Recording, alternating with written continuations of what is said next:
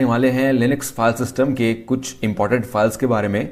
Basically काली के बारे में बात करेंगे यहाँ पर, तो उसके पॉइंट ऑफ व्यू से देखते हैं कि कौन कौन सी इंपॉर्टेंट फाइल्स है जो हमको बार बार काम आएंगी यहाँ पे।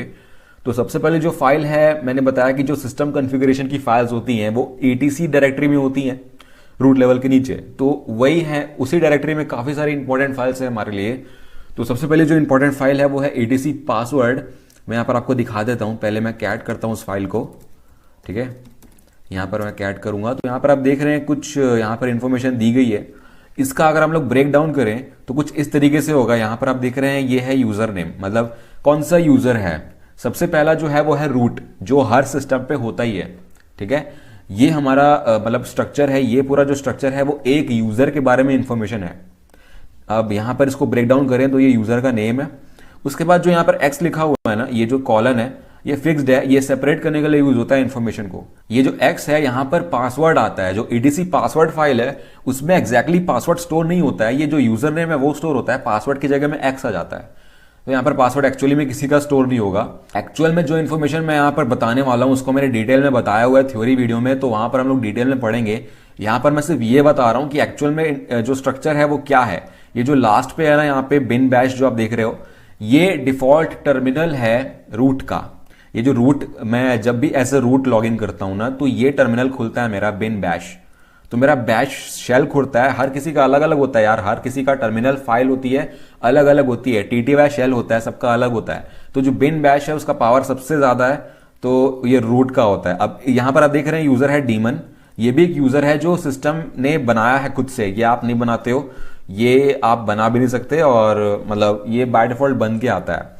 तो कहीं भी किसी का पासवर्ड नहीं दिया है। जो भी यहाँ पर यूजर टाइप है, मतलब ये एक्चुअल में जो यूजर्स होते हैं ना, ये प्रोसेस रिलेटेड होते हैं, हर प्रोसेस के अलग अलग होते हैं।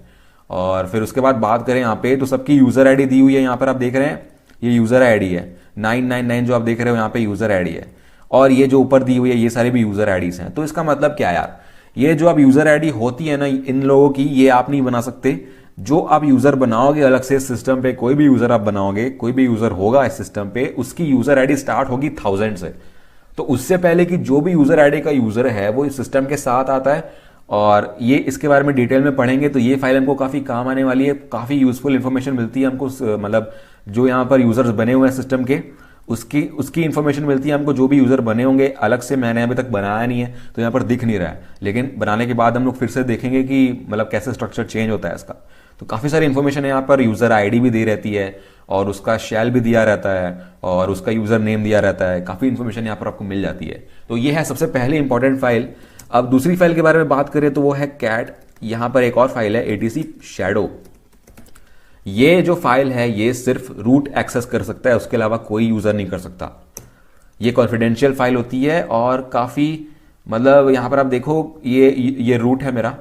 ठीक है, तो इसके बाद जो इन्फॉर्मेशन दी हुई है ना, ये पूरी इंफॉर्मेशन यहां से लेके यहां तक, ये मेरा पासवर्ड है, ये हैश्ड पासवर्ड है। रूट यूजर का हैश्ड पासवर्ड है। तो इस फाइल में पासवर्ड एक्चुअल में स्टोर होता है।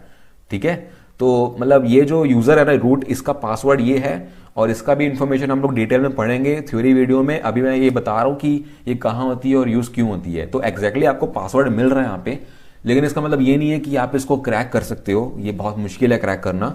लेकिन फिर भी किसी न किसी तरीके से तो हमको पासवर्ड मिल ही रहा है ना, तो कोई तो खतरा है। और काफी सारी इन्फॉर्मेशन और होती है हमारे पास यहाँ पर, मतलब हम लोग थ्योरी में पढ़ लेंगे।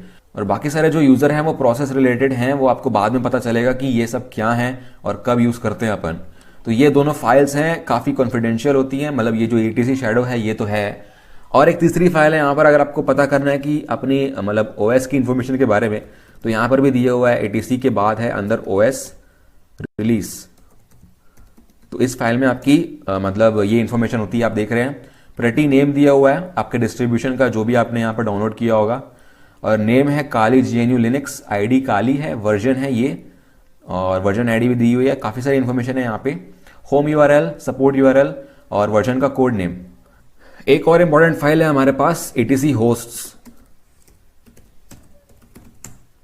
तो इस फाइल में आपको दिया रहेगा कि आपका एक मतलब लोकल एड्रेस होगा, उस मतलब यहां पर एक होस्ट नेम दिया हुआ है। ये अगर आप होस्ट नेम टाइप करते हो तो उसका लोकल एड्रेस क्या है, तो अगर आप लोकल होस्ट टाइप करोगे तो बाय डिफॉल्ट वो रिजॉल्व हो जाएगा 127.0.0.1 में, और ऐसी टेक हैकर का भी है।